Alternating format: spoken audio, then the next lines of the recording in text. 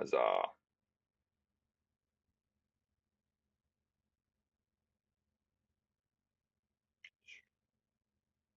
Last time the audio was a little bit goofy, so hopefully I think I got it balanced a little bit better this time. I'm thinking I have to turn the audio on the videos up a little bit more, but I have earbuds, so it's a little bit, yeah, we'll see. It's in a world where, why is it in a world where people are more comfortable than ever before, have more material things than ever before, are so many people struggling and unhappy? Sorry, I was distracted for a second there. I want to see what's on the back of this computer. Uh, More social, less media. Ah, that's actually interesting. All right. But he makes an interesting point there. Like, it does seem like there's kind of types of happiness that you chase, and then there's types of happiness that you can have and hold. Um, Things like peace or contentment or fulfillment, like versus chasing pleasure. They're different things, and you can have all of these like comforts, but they're not the same as something that would be like a little bit more wholesome as far as happiness or something like that. Are so many people struggling and unhappy?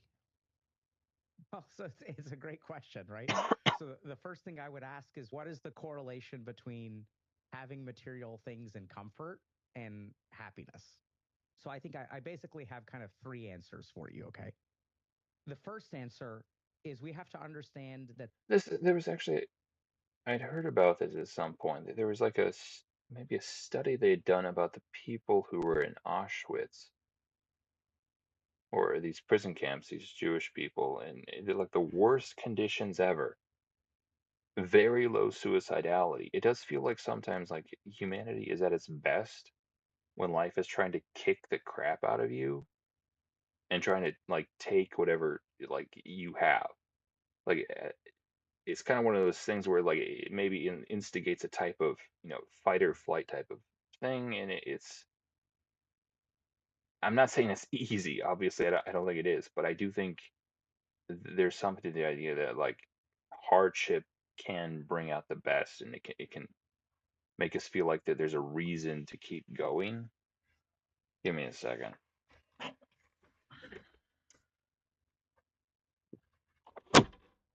A little better.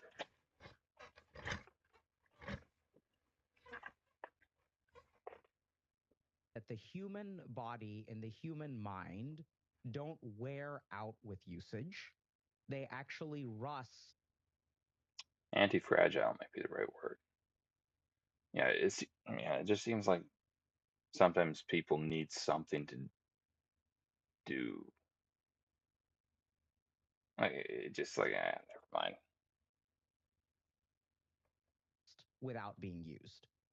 So if you look at comfort, right? So if I start taking the elevator every day instead of the stairs, what will happen to my body? It'll actually start to get deconditioned. So I think what we're seeing in society is a whole scale deconditioning of certain neuro. I guess I agree with that too, but like there is an element to this where like I don't know to what extent I think you can manufacture hardship for yourself, but I also think it's like I'm not sure how I feel about the idea of manufacturing hardship. Like to what extent should you willfully put obstacles in your own way, and to what extent should you just seek your purpose in life? I don't know. Mhm. scientific circuits. So we have all of these technological tools, all of these comforts that make things easy for us. But if you're sitting at home on your couch, you're getting food delivery, you're working on your laptop, and you never have to physically move, even though everything can be brought to you, that actually makes you worse, not better. So there's a really interesting mechanism here which is if we look at serotonin production and increased serotonin transmission is associated with improvements in depression and anxiety. We're not quite sure if deficient serotonin production causes depression or not. I guess there's an alternate perspective on that whole. Sorry, ignore what he's saying a little bit here. But there might be an alternate perspective on that whole notion of like manufacturing hardship for yourself, in that if progress is the betterment of mankind, and mankind requires hardship, is it not then also true that like you should avoid trying to completely get rid of hardship in order to allow for progress? Maybe that would be like the alternate perspective. Like, I guess I don't like the idea of like kneecapping technological advance so that, humans just, so that we like busy work, so we can give ourselves busy work. But on the other hand, I can see the point in kind of the other perspective as well. There's some debate in the academic community. But generally speaking, if your serotonin levels are high or your serotonin transmission is high, you feel better. So then the question becomes, what results in serotonin production? And actually overcoming adversity, doing hard work, accomplishing something is what causes a serotonin improvement. There was something about this. So I think what we're starting to see a lot of is Just, yeah, just I'll turn this up a little bit. Hopefully everything's going hunky dory here. But I was watching something the other day. There was I think it was some sort of rodent or something, mole, whatever. It was basically an animal that would never get cancer because it would its body produces so much of a certain type of acid that cancer was incapable of growing. So part of me thinks, like, does that actually correlate to human or like humans, in that, like, if you laze around, your body produces a certain type of acid when you get tired, right? When your muscles get tired, it creates an acid that makes your muscles actually hurt. And that acid, I think, in theory, actually fights cancer a little bit. But I'm not sure if it would do the same thing in humans. That's kind of an interesting notion. A lot of the jobs we have these days are very, very low, at least like physical effort. So if you don't work out or anything like that, it's probably going to be an issue at some point. Not, I guess it wouldn't maybe necessarily give you cancer, but it would maybe increase your chances.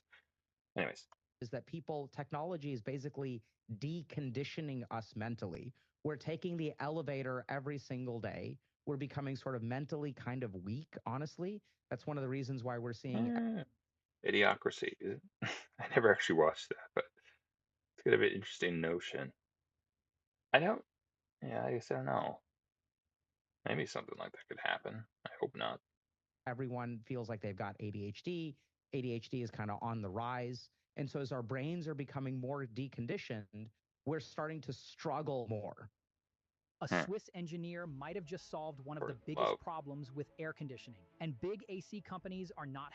Yeah. He looks like a serial killer, just like a posh Indian serial killer. So one reason is because There is actually something like kind of, there's a question like kind of I have about psychologists. It occurs to me like what type of people would actually get into psychology, and it feels like the answer is like it's not exactly a very easy job. Um, but it feels like the type of people would be people who maybe they either were through something themselves, or they had someone near them who went through something, or they just really, really want to prove that they're smart. But it feels like whatever the case, like there might be something to the idea that, you know, psychologists are crazier than their patients or something. because this lack of usage is I feel like that there would maybe be a certain type of weird persona that would be really, really into psychology as a profession. Anyways, rusting our minds. Absolutely, right? Yeah. So not just our minds, our brains too, which are two discrete things. Okay. he said discreet. I'm pretty sure he meant distinct. How do you distinguish the brain and the mind? It's a mistake I would make. So, and in all of my glorious perfection, I would probably say something like that, especially if So your mind is the subjective experience of thoughts, emotions, and things like that. Your brain is a lump of tissue, neurons, blood. Excuse me for a second.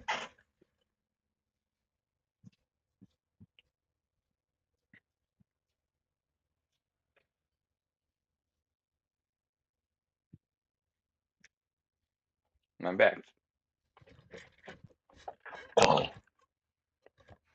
Vessels, astrocytes, myelin, all this kind of stuff. So oftentimes people think that the brain and the mind You lost me at lump of flesh. are the same, but that's not true. So if you sort of think about it, like we can measure your brain. I can do something called an fMRI study, which measures blood flow to different parts of the brain. I can do something called an EEG study, which measures electrical activity across the brain. But there is nothing that There'd be an argument as to, like, where does consciousness actually exist? Because it kind of functions a lot like an intangible. Like, what gives it the continuity? Because you could argue it this way, like, in theory, at this point in time, physically, your body and, for that matter, your brain is cells of it are dying and being replaced with other cells. But you're still you. Psychologically speaking, were I to change your mind about something, a part of you would die and be replaced by something else, but you're still you, right? Tonight, you're probably going to go to sleep, and your consciousness is going to wink out of existence and then come back in the morning like nothing happened. But you're still you, right? So there's this idea of change and yet continuity, which is interesting. Like, we pretty much accept that it exists, right? Obviously, if someone commits a crime 20 years ago and they are literally a different person now, it doesn't change the fact that they are the same person who committed that crime. So we kind of, we hold them accountable for doing that thing. It's kind of a strange concept, though. I can do to measure a thought, right? Like every person Well, beyond action, generally people, yeah. Something. who's listening to this podcast right now is probably having a thought, but the existence of thoughts is not measurable because they have no material. So the brain is sort of the material side, like it's like matter, right? It's like stuff that you can touch. It can be physically injured Is a bracelet. by a traumatic brain injury, and the mind Hippie. is the subjective experience of like being human, Yeah. or part of it anyway. Yeah. And those two things are different, and they connect, they talk to each other. So if you think in a certain way, it will alter your neuroscience, and if you alter the neuroscience, it will change your thinking. So there's a two-way street there. Here's the thing I've been thinking of, actually. Do you think it seems like any sort of advance in technological stuff like that, any sort of advance in physical science would almost necessitate like beforehand as like an advance in psychological perspective. If people have been looking at a thing, at a problem, at reality, the same way for a very long period of time, there's been a period of stagnation. It feels like the only way to bypass something like that would be to initiate it with a type of psychological renaissance, and then, in theory, following that psychological renaissance, there could be like a physical science resurgence. But you would have to change the way people view things first before you could actually change the way. Like, it's hard to get past your own perspective on reality, it seems like. No, I love that. Now, going back to this idea that our bodies, our minds, our brains are rusting, I think we intuitively understand that through the lens of physical health. Okay, because that drum has been beat for many years that we need to be more physically active. And the truth is that movement has been engineered out of our lives, so we become more physically comfortable. But I think it's really interesting that we've also become more mentally comfortable as well. Now, as you were talking there, I was thinking these ideas of comfort are really, really interesting, aren't they? Because I wonder if there's some sort of teleprompter. It keeps like chink. I mean, I wrote about this recently that I was on a train to London, Hmm. I would say a couple of years ago now. So I live in the northwest of England, high speed, Eh, Pompish, British, twit. comfortable train to London. Sorry, And I have to insult British people. They need it. Keeps them on their toes. the person I was traveling with got really, really frustrated because the app that basically allows you to order your drink from the cafe 4 carriages down wasn't working. And I thought, this is remarkable. This this is something that I've seen, and it's maybe not a thing that is exclusive to just like something as fancy as your phone. Like I'm not going to name names, but some of the people I had worked with, they would have like they would be on a tractor or something like that with a forklift or something like that, and like the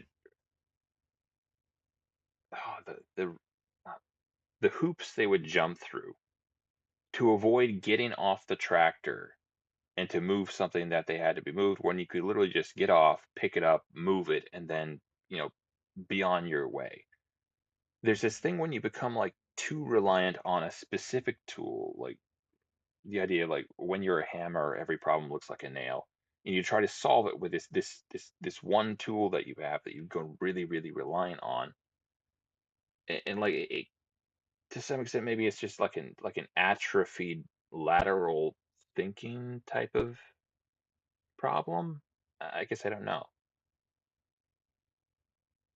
Anyways, 10 years ago, a service like this did not exist. You know that if you want a drink and you don't have it with you on the train, you have to get up, walk 3 or 4 carriages, hmm, choose your drink, talking pay the to a money, person. and walk back to your seats.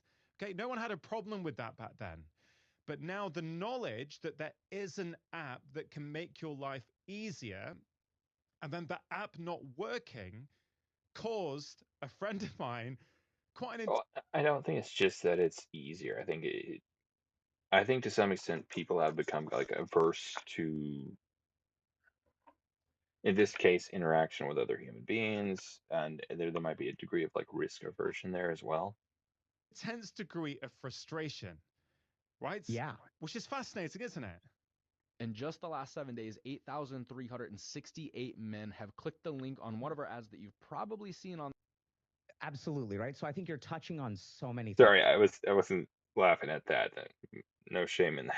But there's this thing I've noticed that does like tick me off when you see like some sort of clickbaity ad where there's just this like dude doing this thing, and it's like nodding simultaneously. It's this just Things, Rangan. So the first is like expectations have changed. Mm. So it's sort of like a spiritual side to I hate incense. this and a neuroscience side to this. So let's talk about We got it when I was younger, and they would do it, and I don't know what it is. Well, I guess I don't know if I hate it per se. Not. I don't know if I'm overly fond of the idea of it. neuroscience first. So what are the ways in which we have become mentally deconditioned? So the first thing that has become mentally deconditioned is our attention. So in the Hmm. past, what would happen is when I went to school, right, I would have to That's something like I was trying to read a book the other day. Like I'm trying. I just need to get to the point where I can actually just sit down and read books or whatever stuff like that. But yeah, it's a thing. when you don't get the kickback from the dopamine like you do with little 5-second videos. It's a little bit hard.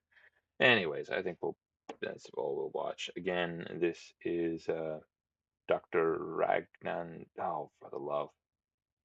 That name. Chatterjee. I don't know. While you're always bored and happy, reinvent your life with this Dr. K, Healthy Gamer. If you want to go check that out, you're free to do so.